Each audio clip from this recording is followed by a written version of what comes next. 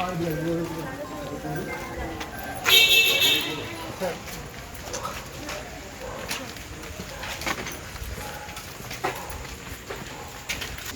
রাখা আছে, সেই গাড়িটাকে সমেত ভেঙে দিয়েছে স্যার। দেখুন পেছন থেকে বেসিন ওখানে রাখা, বেসিন চুলে ফেলে ভেঙেছে। রক্তটা দেখে এই যে বেসিন চুলে মাথায় মেরেছে। আর আমার অপারেশন থিয়েটারে এখানে পুলিশ আসেনি? বাবু এসেছে, পীযুষ বাবু এসেছে, আর একজন না। তারা কি করলো এসে?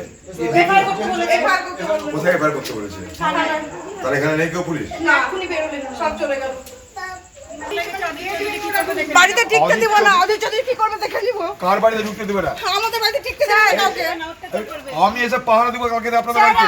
বলেছে অধীর চৌধুরী কি করবে, আমরা কি সেকেন্ডারি আমাদের সঙ্গে কথা বলেছে। ওই জন্য এটা হলো, ওই জন্য এটা হলো। ওই জন্য আপনি দেখুন আমরা কি করছি। দ্বিতীয় কথা হচ্ছে যে দেখুন গোটা পাড়ার মানুষ সংঘবদ্ধ হন। বাড়িতে বাড়িতে লাঠি বল্লম রেখে রুখতে হবে এদের সঙ্গে। মিত্ররা এরা মানুষের উপর অত্যাচার করছে দুর্বল ভেবে।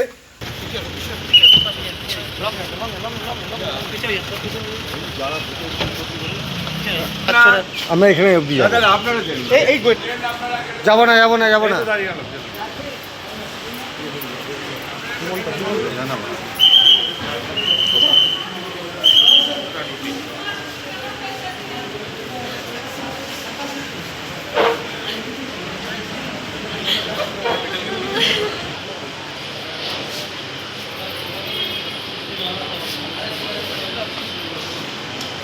নটা 10-15 তখন ওই আমাদের পেছন দিক দিয়ে কুঞ্জঘাটার দিক দিয়ে একটা রাস্তা আছে, ওই দিক দিয়ে মেঘনাথ আর কিছু দলবল ওর গুন্ডা। আপনি সবটা নাম বলুন। আমি সবটার নাম জানি না, মেঘনাথটা আমি জানি। ঠিক আছে আচ্ছা দিদি আমাদের তো তারপর ওখানে ডিরেক্টলি বাবাকে মারতে আসে, সেখানে আমার হাজবেন্ড আর আমার বোন ছিল, তো তারা আটকায়। আর তখন আমার বোনের সঙ্গে কথা হয়, কথা কাটাকাটিতে বোনকে ব্যাট টাচ করে, আর বোন তখন 2 চড় মারে। তখন বোনকে বলে যায় যে আমি দেখে নেবো, বেরোস, গুলি করে মেরে দেবো, এরকম বলে।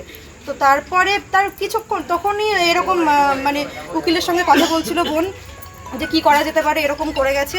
তো এর কথা বলতে বলতেই বেশ মিনিট খানিক পর, কতটা বাজবে তখন, 8 ঘন্টার মতো পর এই গেটে এসে বিশাল চিৎকার চেঁচামেচি শুনি। আমি ছিলাম ওই বাড়িতে তখন, ওই কেসটা হওয়ার পরে আমি শোনার পর এলাম। তখন এসে 5 মিনিট পর দেখছি এই গেটে বিশাল জোরে লাথি মারছে, এখানে গেটটা ভেঙেছে। তারপর এখানে সবাই ছিল জেঠুর বাড়ি, সবাইকে গায়ে হাত দেওয়ার চেষ্টা করেছে, অনেকে বোনে জামা ছিঁড়ে দিয়েছে। আমার জেঠুর তো ওখানে একটা বেসিন পড়েছিল, মাথায় এমনভাবে মেরেছে, ওটি হচ্ছে এখন জেঠুর। আর কেন আপনাদের উপর আক্রমণ করলো কেন? বসেছিল মন্দিরে, আপনি বলুন।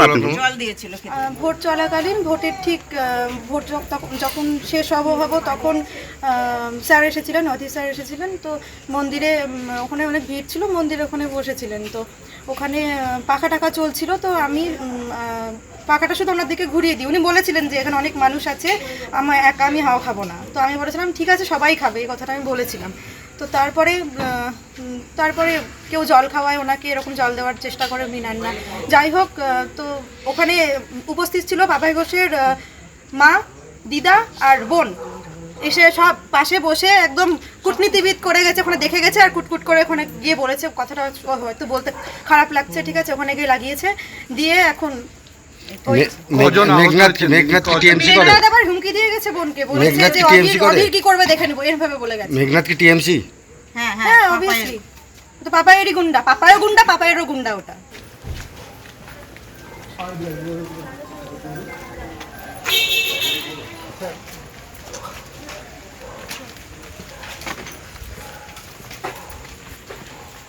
গাড়িটা রাখা আছে, সেই গাড়িটাকে সমেত ভেঙে দিয়েছে স্যার। দেখুন পেছন থেকে বেসিন ওখানে রাখা, বেসিন চুলে ফেলে ভেঙেছে। রক্তটা দেখে এই যে বেসিন চুলে মাথায় মেরেছে। আর আমার অপারেশন থিয়েটারে এখানে পুলিশ আসেনি?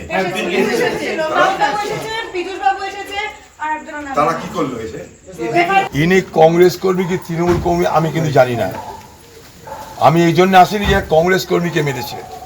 আমি এই জন্য এসেছি, একটা সাধারণ মানুষের পরিবারের উপরে হামলা হয়েছে। এখানে কালকে যখন প্রবলেম হচ্ছিল বুথে, তখন আমি এসেছিলাম। এখানকার মানুষদের ভোট দেওয়ার অধিকার যাতে সুরক্ষিত হয়, তার জন্য নির্বাচন কমিশনের কথা বলে এদের ভোটার লিস্ট ইস্যু করার ব্যবস্থা করেছিলাম। এখানে এত স্লো ভোট হচ্ছিল যে মানুষ এখানে ভোট দেওয়ার সুযোগ পাচ্ছিল না। আমি সেই জায়গাটা এসে তাদের ভোট দেওয়ার ব্যবস্থাকে সুনিশ্চিত করেছিলাম। এই সময়টা যখন চলছে তখন আমি কিছুক্ষণের জন্য মন্দিরের গেটের সামনে বসেছিলাম, কেন দাঁড়ানোর জায়গা পাচ্ছিলাম না। সমস্ত লাইন ভোটারদের লাইনের মাঝখানে ডিস্টার্ব করা উচিত না আমার। আমি তাই ভোটারদের লাইন থেকে দূরে গিয়ে এই মন্দিরের সামনে একটু বসেছিলাম, কিচ্ছু করিনি, মন্দিরের মধ্যেও ঢুকিনি। মন্দিরের যারা মালিক তারা ওইখানটায় গিয়ে বললো আপনি বসে আছেন, একটা ছোট ফ্যান দিল। এই ফ্যানের হাওয়াটা খালি নিয়েছিলাম আমি, তাও বলেছিলাম ফ্যান দেওয়ার দরকার নেই। আমাকে জল খাবার দিতে এসেছিল, আমি বলছি না কিছু দরকার নাই, আপনারা যান, ফ্যানটাও দরকার না। তাহলে বললো না, একটু ফ্যান দিলাম। ঠিক এইটুকু, ঠিক এই অপরাধে যেহেতু আমি ওকে ফ্যানটা দেওয়া দিয়েছে, সেই অপরাধে আজকে তাদের বাড়ির পরে হামলা হলো। এরা কেউ কিন্তু, আমি দাবি করছি না তারা কংগ্রেসের লোক, আমি দাবি করছি না, আমি বলছি এটা সাধারণ মানুষ, একটা কংগ্রেসের লোক নয়, এরা সাধারণ মানুষ। তাদের উপরে কেন হামলা হবে? তাদের বাড়ির মেয়ে দেখুন, একটা তাদের বাড়ি 2-3টে বোন, তারা একটা সুন্দর বাচ্চা কালকে আমার সঙ্গে হাত মেলালো এখানটায়, তাকে আমি আদর করলাম। সেইটা এদের সহ্য হলো না। 2-4টা ক্রিমিনাল আসে এখানটায়, এই পুলিশের মদতে আর তৃণমূলের মদতে যা খুশি তা করে মনে করছে।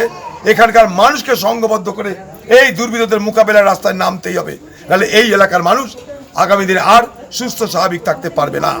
আমরা এই মানুষের স্বার্থে আমি নিজে থাকবো। আমি আবার কালকে সকালে আসবো, আবার কালকে দুপুরে আসবো, আবার কালকে সন্ধ্যেতে আসবো। আমি পালিয়ে জানাবার লোকটা, এখন আমি হসপিটাল যাব, সেখানে তাদের সাথে দেখা করব, পুলিশের কাছে এফআইআর লজ করাবো, অ্যারেস্ট করানোর ব্যবস্থা করাবো। সব শেষে বলছি, এলাকার মানুষ ঐক্যবদ্ধ হন, ঘরে ঘরে লাঠি বল্লম নিয়ে আপনার প্রস্তুত থাকুন। দুর্বৃত্তরা আসলে পাল্টা আক্রমণে নামুন আপনারা, তাহলে বাঁচার কোনো রাস্তা নেই আমাদের, আর আমরা আপনাদের সঙ্গে থাকবো। দাদা এইরকম পরিস্থিতি কেন হলো যে আপনি বলছেন যে লাঠি সোটা নিয়ে মানুষকে? এখানে প্রশাসন বলে কিছু নেই, এখানকার পুলিশ যেগুলো আছে নিচের তলায় সব দালালি করে এদের। হ্যাঁ, কেন্দ্রীয় বাহিনী আছে, কেন্দ্রীয় বাহিনীকে পথ দেখাবে কে? কেন্দ্রীয় বাহিনীকে আসামিটাকে চেনাবে কে? তাই জন্য বলছি কথাটা, আমি কেন্দ্রীয় বাহিনী দোষ দিচ্ছি না। কেন্দ্রীয় বাহিনী ভোট করিয়ে সুস্থ হবে, স্বাভাবিক হবে, সেটা আমরা খুশি। এই সব ক্রিমিনালদের কোথায় তাদের ডেরা, কোথায় তারা থাকে, কোথায় মদ খায়, সব লোকাল পুলিশ জানে। কোথায় এফআইআর করতে বলেছে? তার এখানে নেই কেউ পুলিশ? সব চলে গেল। বাড়িতে টিকতে দিব না, ওদের যদি কি করবে দেখে নিব। কার বাড়িতে ঢুকতে দেবে না? আমাদের বাড়িতে টিকতে দেবে না কাউকে। আমি এসে পাহারা দিব কালকে আপনাদের বাড়িতে। বলেছে আপনি যদি কি করবে আমরা কি জীবন দাঁড়িয়ে আমাদের সঙ্গে কথা বলেছে। ওই জন্য এটা হলো, ওই জন্য এটা হলো। ওই জন্য আপনি দেখুন আমরা কি করছি। দ্বিতীয় কথা হচ্ছে যে দেখুন, গোটা পাড়ার মানুষ সংঘবদ্ধ হন, বাড়িতে বাড়িতে লাঠি বল্লম রেখে রুখতে হবে এদের সঙ্গে। এরা মানুষের উপর অত্যাচার করছে দুর্বল ভেবে। আমি সকালবেলায় ঘুম থেকে উঠে সোশ্যাল মিডিয়ার মাধ্যমে এবং বিভিন্ন নিউজ চ্যানেলের মাধ্যমে খবরটা আমি দেখলাম। এই খবর পুরোটাই ভিত্তিহীন, কারণ অধীরবাবু তার পরাজয় নিশ্চিত জেনে যেভাবে সৈয়দাবাদ এলাকায় গিয়ে ভোটের দিন থেকে কাল অবধি সন্ত্রাস চালাচ্ছে, এরা আমরা তীব্র ধিক্কার জানাই, প্রতিবাদ জানাই। কারণ কালকে যে সৈয়দাবাদ এলাকায় ঘটনাটা ঘটেছে ওটা একটা ব্যক্তিগত পারিবারিক তাদের ঝামেলা, আর সেখানে আমাকে এবং তৃণমূল কংগ্রেস কর্মী যাদের নাম দেওয়া হচ্ছে এগুলো সব ভিত্তিহীন অভিযোগ। আমি গত 2 দিন ধরে পশ্চিমবাংলার বাইরে আমি আছি, এ বিষয়ে আমি বা তৃণমূল কংগ্রেসের কোনো কর্মীরা কোনোভাবেই যুক্ত নেই। কারণ যাদের বাড়িতে এই ঝামেলা অশান্তি হয়েছে, কৃষ্ণা ঘোষ, সে একটা ফ্রড লোক, প্রচুর লোকের টাকা পয়সা মেরে দিয়েছে। আর দেখলাম নিউজে দেখলাম যে এনজিও হয়েছে মহাদেব ঘোষ, সে একটা এলাকার দাগি, খুনি এবং আসামি, তার বহু ক্রিমিনাল রেকর্ড আছে। এগুলো তাদের পারিবারিক ঝামেলা থেকে সূত্রপাত, এদের তৃণমূল কংগ্রেস কোনোভাবেই যুক্ত নেই।